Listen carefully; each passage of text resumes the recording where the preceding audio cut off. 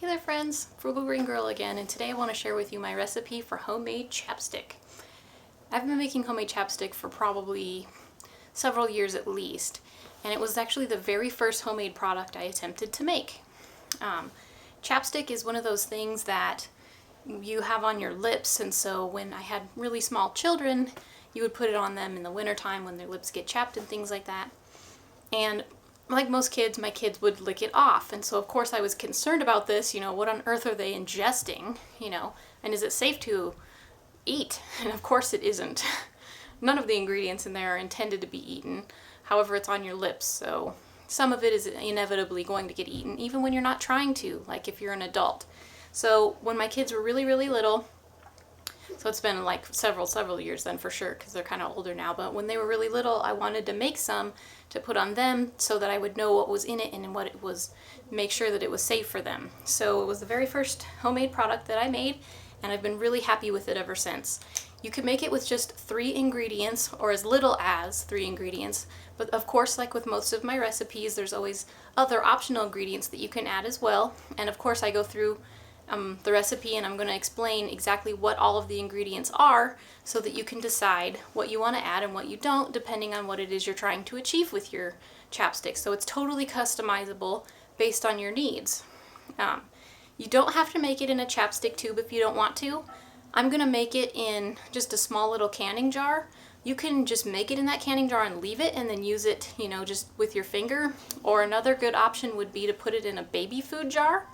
Baby food jars are nice and small, and so it makes it really easy to just whip up a batch, throw it in the jar, let it get cool and hard, and then use it that way. Or if you have an old slider tin, if you would prefer to use that, or whatever.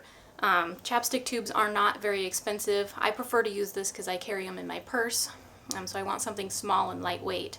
And they're also reusable, so you can buy some and make it and reuse them over and over and over again until you wear them out, which takes a really long time. So anyway, let's go ahead and get started making our very own homemade chapstick. Okay, so we're going to go ahead and get started making the chapstick, and so the recipe is really simple, but there's a lot of freedom in that you can change it up if you want and make it different ways if you prefer. The really simple recipe is going to start with 2 teaspoons of beeswax. I usually buy these beeswax 1 ounce bars, and then I grate it up, so you're going to want to use 2 teaspoons of grated beeswax. Grating it's going to make it easier to measure if you're using it in the bars anyway, and also it's going to make it to where it's going to melt faster because there's going to be smaller particles. So start with 2 teaspoons of that. The next thing we're going to add is 1 teaspoon of cocoa butter. Between these two, it's going to make the whole thing into a solid, so this chapstick can stay have a nice texture like chapstick does. And this is also a good lip conditioner, so it works really well. And then the last part of the recipe is 5 teaspoons of oil. And you can use any type of oil you want. Today I'm going to be using a mixture of castor, apricot, and jojoba. You can use many other types of oil. You can change it up depending on what it is you're trying to achieve and whatnot. But, if you're not sure what oil you want to use or whatnot, I made another video about what types of oils are best for homemade products. I would refer to that, because there are definitely a lot of oils out there to choose from. Some are suitable for products, homemade products, and some of them are not. So, and some of them have different, benefits and things. And so in that video I go through the whole list of the most common ones and, give the benefits and the drawbacks to using each one. So there you go. It's just 3 ingredients, your beeswax, your cocoa butter, and oil. You can make your own chapstick. Now if you want to change up the recipe, and you can even use just 1 type of oil, so just with those 3. If you wanted to change up the recipe, you could use more than 1 oil, whatever combination you want, up to 5 teaspoons, or a total of 5 teaspoons, I should say. Now a couple of optional ingredients would be a teaspoon of shea butter. You could just throw that in there also. I like to add a capsule of vitamin E. I really think this makes a difference in the healing property of the chapstick. And also it works as a preservative. So there's another optional ingredient which I will be using today. Another optional ingredient would be zinc oxide. You could put in zinc oxide if you want your chapstick to have an SPF, like if you work outside or if you're going skiing and that sort of thing. So that's another optional ingredient if you want to use that to add you know, an SPF to this, then you would want to add a 1/4 teaspoon of that. And then the last optional ingredient would be essential oil, 1 to 3 drops. You definitely don't want to add too much because this doesn't make very much. It makes 5, you know, tubes of chapstick, which is a fair amount, but it's not an actual lot of liquid. So we'll definitely want to make sure, you know, only to use 1 to 3 drops. I'm not going to use it today because I think that the beeswax and the cocoa butter, even though it's deodorized, you know, the two of them make this really nice, soft, you know, beeswaxy, almost chocolatey smell when put together, and I really like it, so I'm just going to leave it natural in the way it is.